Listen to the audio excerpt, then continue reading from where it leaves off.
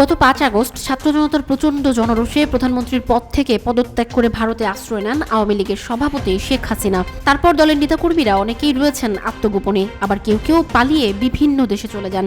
সীমান্তে ধরাও পড়েছেন অনেকে। সীমান্ত পার হতে গিয়ে মৃত্যুর ঘটনাও ঘটেছে। আওয়ামী লীগের সাধারণ সম্পাদক এবং সাবেক সেতুমন্ত্রী ওবায়দুল কাদের গত ৮ নভেম্বর শেষ রাতে অবৈধ পথে ভারতে পালিয়েছেন বলে গুঞ্জন ছড়ায়। গুঞ্জনের পরের দিন মধ্যরাতে পুলিশ চট্টগ্রামের হালি শহরের শান্তিবাগে কাদেরের স্ত্রী ইশরাতুন্নেসার বড় ভাই নুরুল হুদার বাসায় অভিযান চালিয়েছে। সরকার পতনের পর আওয়ামী লীগের সর্বোচ্চ নীতি নির্ধারণী ফোরাম সভাপতিমণ্ডলীর কয়েকজন সদস্য ও সাবেক মন্ত্রী, এমপি সহ মাঝারি পর্যায়ের অনেক নেতা ভারতে পালিয়েছেন।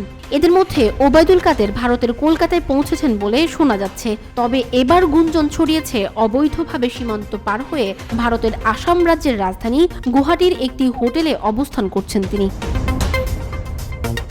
গণঅভ্যুত্থানের পর দিল্লির লুটিন্স বাংলো জোনের একটি সুরক্ষিত বাড়িতে থাকছেন শেখ হাসিনা।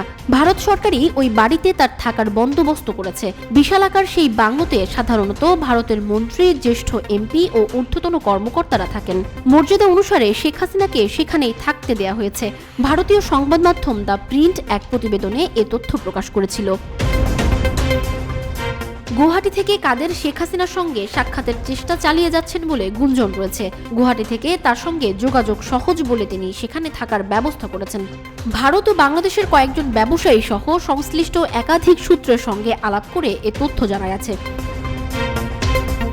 একটি গণমাধ্যমের খবরে বলা হয়েছে, সাবেক সেতুমন্ত্রী ওবায়দুল কাদের চলতি মাসের প্রথম সপ্তাহে সিলেট সীমান্ত দিয়ে একটি প্রভাবশালী মহলের সহায়তায় ভারতের মেঘালয় রাজ্যের রাজধানী শিলংয়ে পাড়ি জমান।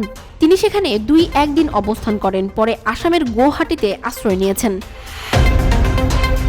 সিলেট সীমান্তের সঙ্গে সংশ্লিষ্ট একটি সূত্র জানায়, সিলেটের গোয়াইনঘাট উপজেলা সংলগ্ন সীমান্ত দিয়ে চলতি নভেম্বরের প্রথম সপ্তাহে গভীর রাতে কাদের ভারতে পালিয়ে যেতে সক্ষম হন। পালিয়ে যাওয়ার আগে প্রায় মাসখানেক সিলেট শহরের ইসলামপুর পূরবী আবাসিক এলাকায় অবস্থিত ৫০০ কোটির বাসা নামে পরিচিত আলিশান বাড়িতে অবস্থান করে প্রভাবশালী মহলের সঙ্গে যোগাযোগ করেন। পরে এখান থেকে অবৈধভাবে সিলেট সীমান্ত দিয়ে ভারতে পালিয়ে যাওয়ার পরিকল্পনা করেন।